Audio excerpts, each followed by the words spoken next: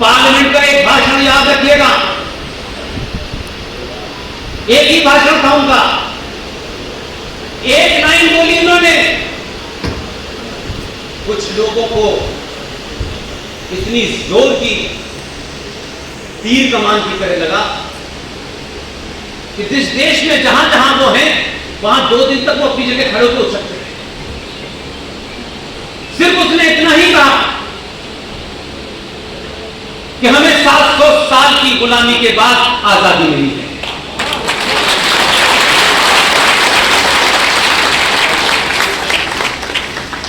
इसलिए नेता बनाइए, नेता से साधुओं जैसा बर्ताव की उम्मीद मत रखिए।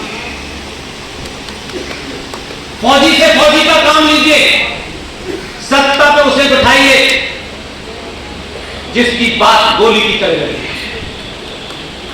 कि हमारे यहां बड़ा अजीब प्रपंच है कि सत्ताओं पे बैठने वालों से हम आदर्शवाद की चिंता करते हैं। अगर आदर्शवाद देखना है, अगर राष्ट्र देखना है, संस्कृति देखनी है, तो शंकराचार्यों के अंदर ढूंढिए। देश का प्रधानमंत्री एक तथाकथित आपका आदर्शवाद के लिए नहीं आया। उसे डाकू से भी लड़ना है, उसे गुंडे से भी लड़ना है, उसे पड़ोसी मुल्क से भी लड़ना है। आप उससे कहते हैं वो सन्यासियों जैसा व्यवहार करे, ये गलत आपकी एक्सपेक्टेशन है।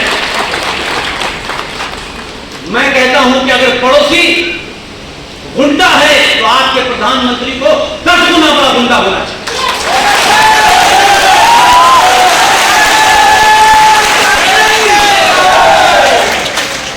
वो देश चलाने के लिए गया है, घर चलाने नहीं गया, किसी मंदिर का पुजारी नहीं है भाई। इसके हर एक को अपनी भूमिका का ध्यान रखना चाहिए, उसका अतिक्रमण नहीं करना चाहिए। जो संन्यास लेके साधु बने हैं वो टिकट लेने जा रहे हैं। संन्यास भी है, साधु भी है, सब कुछ छोड़ दिया है, लेकिन टिकट की लाइन में लगे। ये गोल्डन बाबा है, बाबा जो आपका काम है वो आप ही करें भाई।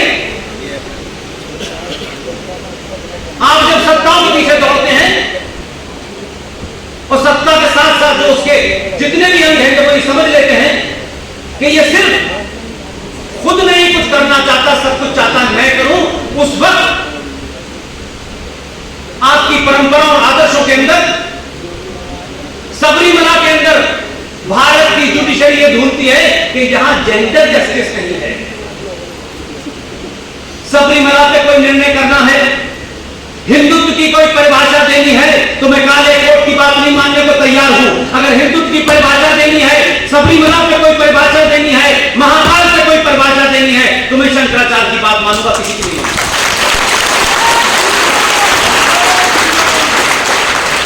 लेकिन आप जो हर चीज पे एक्सपर्ट है, जो जली कट्टू पे भी एक्सपर्ट है, महाकाल में पानी कितना चढ़ेगा इसके भी एक्सपर्ट है, सबरीमला के जेंडर जस्टिस पे भी एक्सपर्ट है, लेकिन मस्जिद में मुसलमान औरत नमाज पढ़ेगी इसमें मुंह बंद हो जाता है।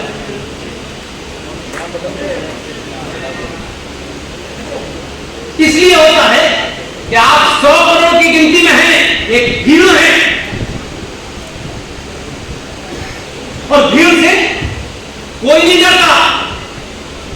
इसी भीड़ में से 4 लोग तय कर लें